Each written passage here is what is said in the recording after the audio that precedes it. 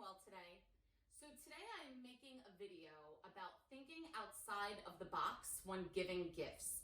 I have noticed that everyone that buys wreaths from me buys them for their own home, which is great.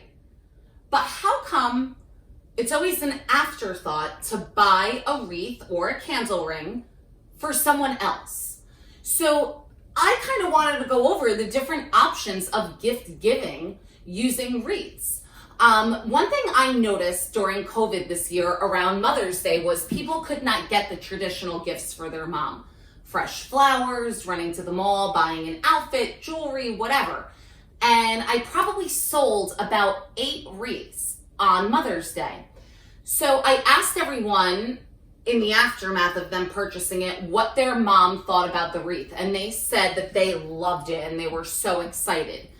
I also made a wreath for one of my best friends to give to her mother-in-law for her birthday. And she told me that her mother-in-law was ecstatic and ran outside and put that wreath up and replaced her old one immediately.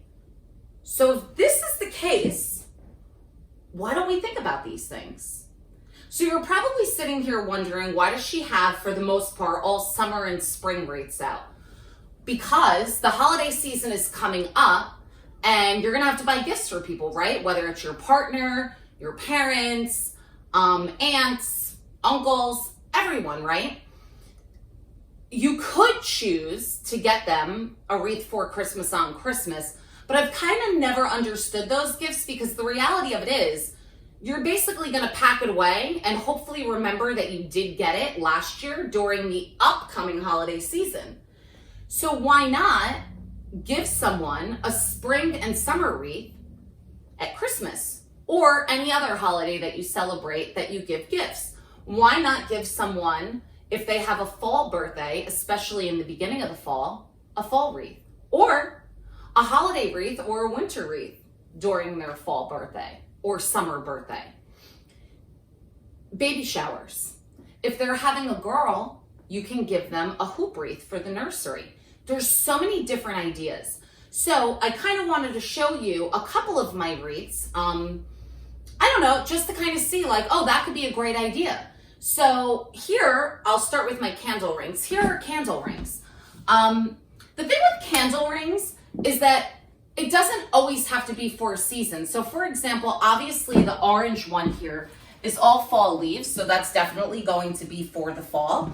And this one over here has poinsettias on it and holly berries and glittered and snow-covered pines. So yes, that's going to be for the winter.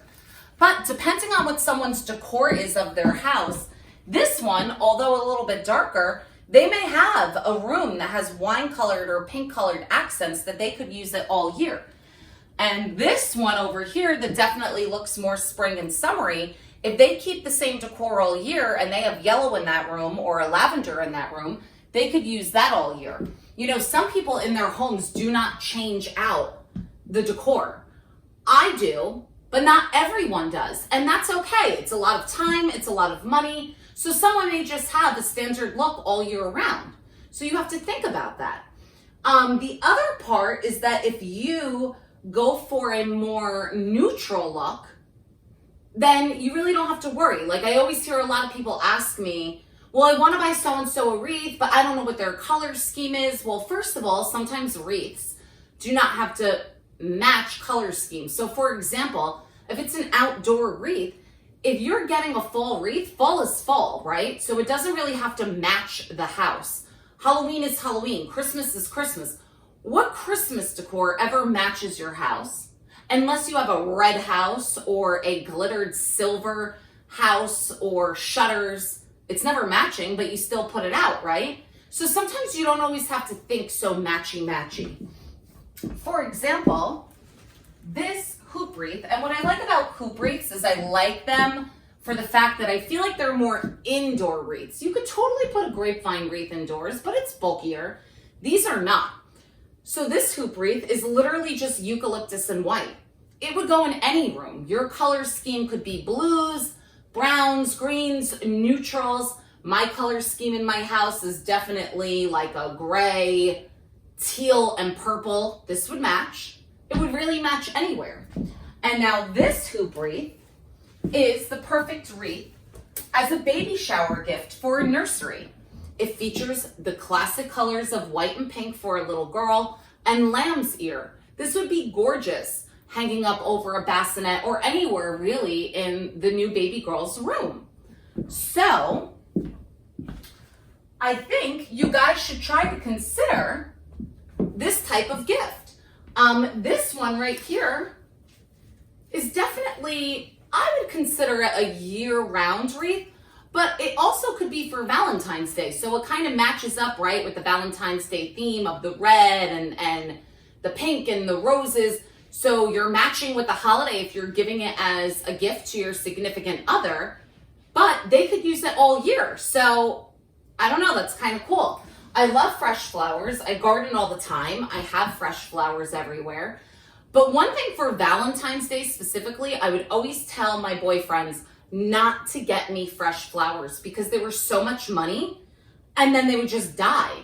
And I don't know, that upsets me. I'd rather you buy me a potted plant, to be honest, that I could put outside somewhere in my property, or just scratch the flowers and get me something else. So why not get an everlasting gift of an artificial wreath that they could use all year or for only part of the year and years to come? So I really hope that you guys consider buying gifts for, like I said, all different occasions and thinking outside the box a little bit.